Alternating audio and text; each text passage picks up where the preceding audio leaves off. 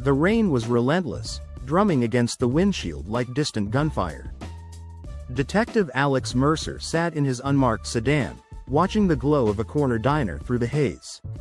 Inside, a man sat alone, nervously stirring his coffee. Robert Keller, accountant for one of the city's most dangerous crime families. And tonight, he was ready to talk. Mercer exhaled slowly, gripping the steering wheel. Keller wasn't just any informant. He was the key to bringing down Vincent DeLuca, the elusive kingpin who ran half the city's underground. After months of dead ends, this was Mercer's first real break. But something didn't feel right. His phone buzzed. A text from an unknown number. "You're too late." Mercer's stomach tightened. He looked up. Keller was gone. Bursting through the diner doors, Mercer scanned the room. No Keller. Only a steaming mug of untouched coffee. The waitress glanced up. "Hey, where'd your friend go?" Mercer's pulse quickened. "He left already." "Yeah, couple of minutes ago." Looked spooked. Mercer tore out of the diner, scanning the empty street. Then he saw it. A black sedan pulling away from the curb. Keller was in the backseat, head down. Mercer sprinted to his car, slamming the door shut and peeling out into the rain. The chase was tight. Red lights blurred by. The black sedan weaved through traffic, but Mercer stayed close. Then the car cut sharply into an alley and vanished. By the time Mercer followed, it was gone. Except for a single phone on the wet pavement. Keller's phone. Back at the precinct, Mercer stared at the cracked screen. No passcode. A single text thread.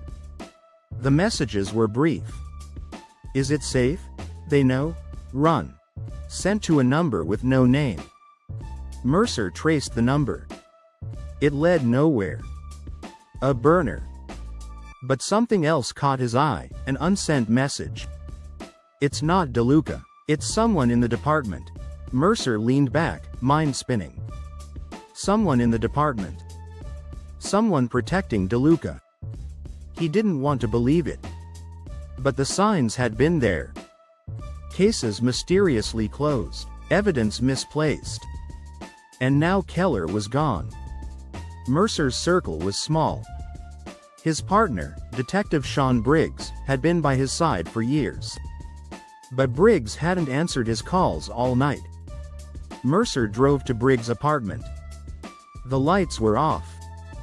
Door locked. But a faint glow came from the window. Mercer knocked. No answer. Instinct kicked in. He picked the lock and slipped inside. The living room was quiet.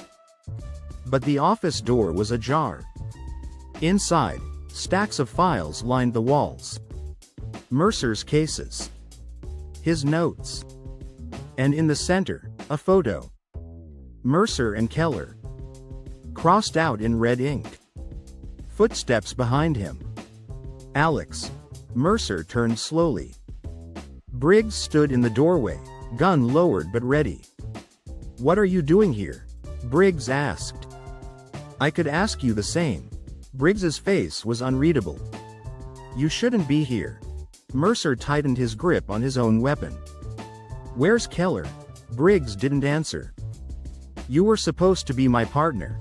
"I am your partner," Briggs snapped. "But you don't understand. This goes beyond us." Mercer's voice hardened. "You're working with DeLuca?" Briggs shook his head slowly. "No, I'm working with someone bigger." He motioned to the files. DeLuca's small time compared to the real players. Before Mercer could respond, Briggs' phone buzzed. He glanced at the screen. One word. "Now." Briggs raised his gun. "I don't want to do this, Alex." "But you're too close." Mercer didn't hesitate. He lunged, knocking the gun aside. They struggled, crashing into the desk. Papers scattered. A gunshot rang out, shattering a lamp. In the chaos, Mercer disarmed Briggs and pinned him to the ground.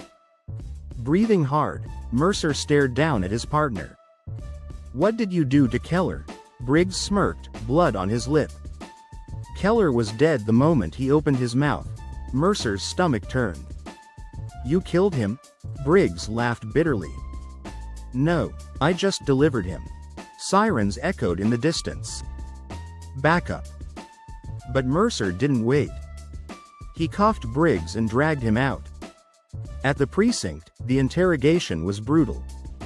Briggs cracked. DeLuca was a front. The real power came from inside the department, a network of officers and officials profiting off the chaos. And Briggs was their messenger. It took weeks to clean up the mess. DeLuca was arrested. Dozens of officers were investigated. Some went to prison. Some vanished. But Mercer didn't care. He did what Keller never could. He brought the truth into the light. Months later, Mercer sat at Keller's grave. The city was quieter now. Not perfect, but better.